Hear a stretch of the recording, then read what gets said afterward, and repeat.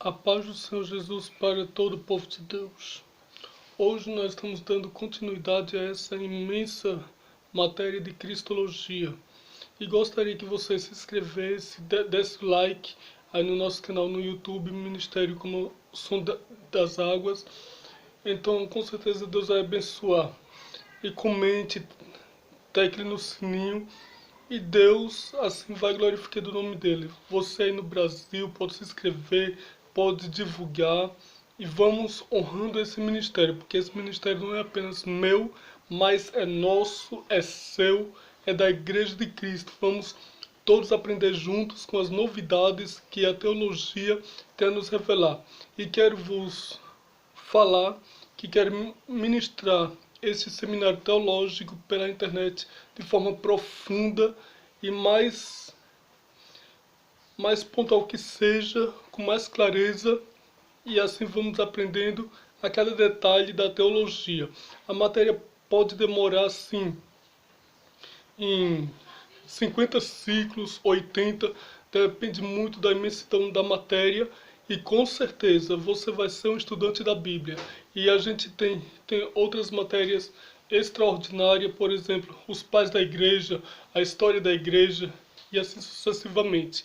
Então hoje nós vamos falar sobre a tentação de ser notado, ou seja, aquele que quer aparecer. O nosso Jesus, ele nunca apareceu, porque ele é Deus, é o próprio Deus, o Verbo encarnado. Ó, a artimanha do inimigo. O inimigo, ele, muitas vezes, ele pega a própria Bíblia Sagrada e faz um contra-ataque contra o servo de Deus. E fez contra Jesus, que era o soberano, que é o soberano. Imagina nós que somos dotados de sentimentos, de psicológico, e o diabo gosta muito de atingir nessas cláusulas, nesses pontos efetivos da nossa vida. Artimanha do inimigo. O diabo não desiste das primeiras derrotas e arrisca tentar Jesus mais uma vez com seu jargão predileto. Se tu és. Então nós vemos isso em Lucas, no capítulo 4, versículo de número 9. O diabo ele joga esse jargão para ver se Jesus ele cai na cilada, para ver se Jesus cai no laço do diabo. Mas só como Jesus, ele é a própria revelação, ele é o próprio Deus. O diabo ele pode tentar o que ele quiser, mas Jesus ele não cai, porque fisicamente ele estava desgastado, fisicamente ele não estava com força. E imagina a pessoa passar 40 dias sem se alimentar. Imagina como o organismo do ser humano com falta de nutrientes nutritivos para poder trabalhar e processar a mente. É um caos completo, né? Então nós vamos ver que Jesus, após esse período de 40 dias, ele treinou os seus discípulos com uma missão específica: serem proclamadores da mensagem do reino de Deus. Ou seja, para ele pregar o evangelho da paz, o evangelho da salvação, o evangelho de Cristo, como está escrito lá em Atos dos Apóstolos, capítulo de número 1, que ele foi, mas ele deixou a missão para todos nós, né? Dos discípulos para cá, até se a gente observarmos, os 70 apóstolos e os 12 apóstolos foram pessoas diferentes. Os 12 apóstolos eram um grupo e os 70 apóstolos era outro. Então, se a gente observar direitinho, os 70 apóstolos ele continuou um grande ministério mundial. E até o apóstolo João, ele chegou a dirigir a igreja em Éfeso. Quando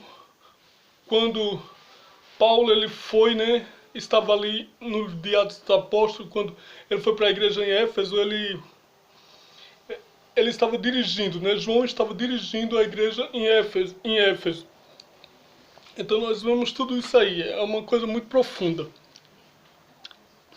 Todavia, agora, ele acrescenta a frase, porque está escrito, Satanás tenta derrotar Jesus usando a Bíblia.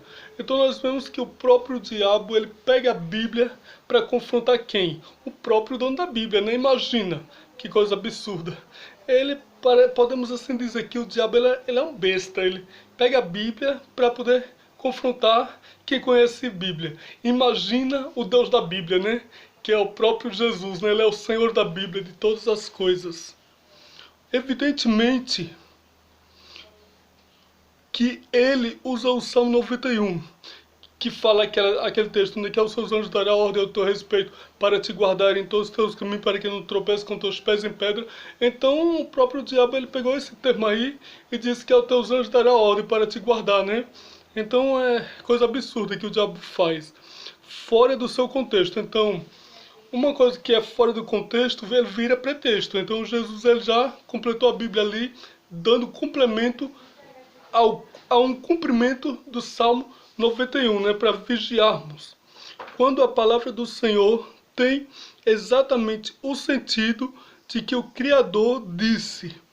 Então ela é de fato a palavra de Deus. Porém, quando passa a possuir um sentido particular, ou seja, de próprio si, isto é, Deus, e que Deus não disse, não é mais a palavra dele, mas as palavras de Satanás, né? Imagina o diabo falando no lugar de Deus. Então foi naquele caso ali, tinha um desafio. Então Jesus usou de vigilância, de prudência e de sabedoria.